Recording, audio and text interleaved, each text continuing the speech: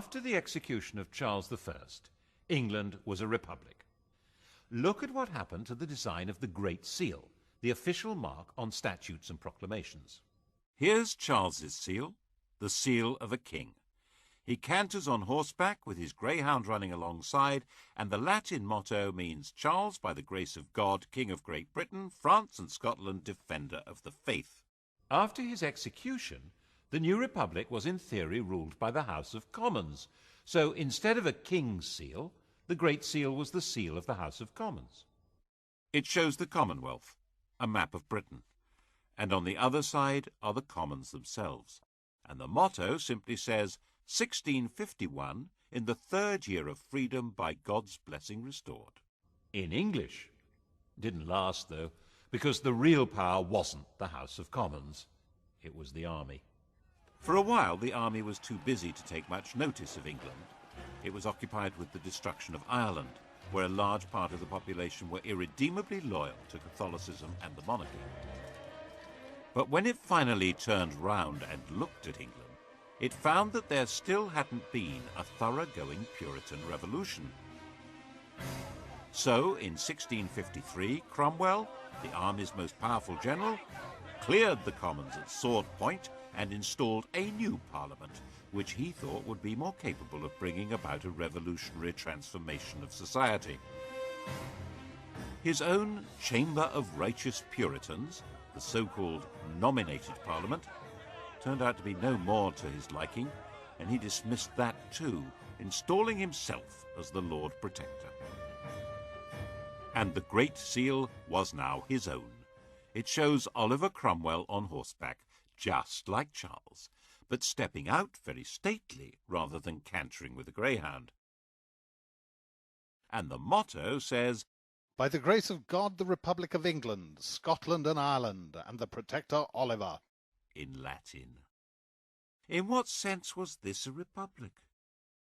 However unwillingly, and he kept protesting his unwillingness, Cromwell was driven by his own belief in the divine right of revolution to run the country as a militarized kingdom for Puritan saints.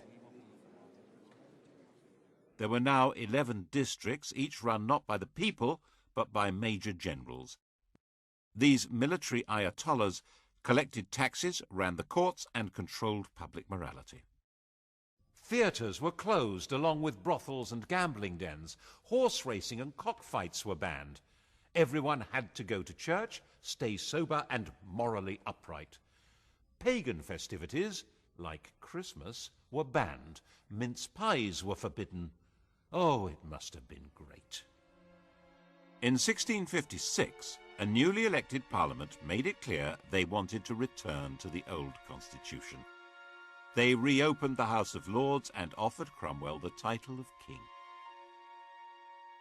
He seriously considered it. And although he turned it down, perhaps because the army would have turned against him, 2 years later, on his deathbed, he nominated his eldest surviving son as his successor, like any other king. Very few people cheered Lord Protector Richard Cromwell. Who was he? Not crowned, not acclaimed, not the leader of an army. People called him Tumble-Down Dick, and that's pretty much what happened. Early in 1660, one of his father's commanders, General Monk, seized London and summoned a special parliament to invite Charles II to return to the throne. If you're going to have a king, it might as well be one with the right credentials. Tumble-Down Dick became a private citizen. He changed his name and became a lodger in Cheshire.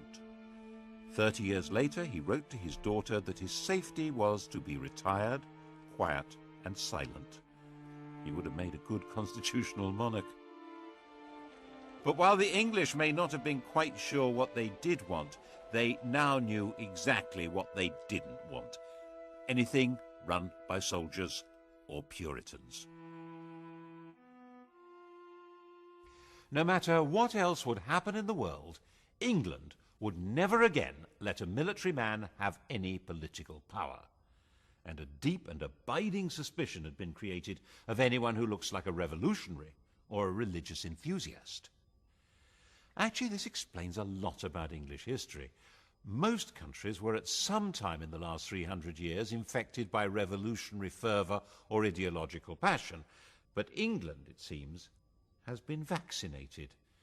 It's been pretty much immune to political feverishness. Still is, I think.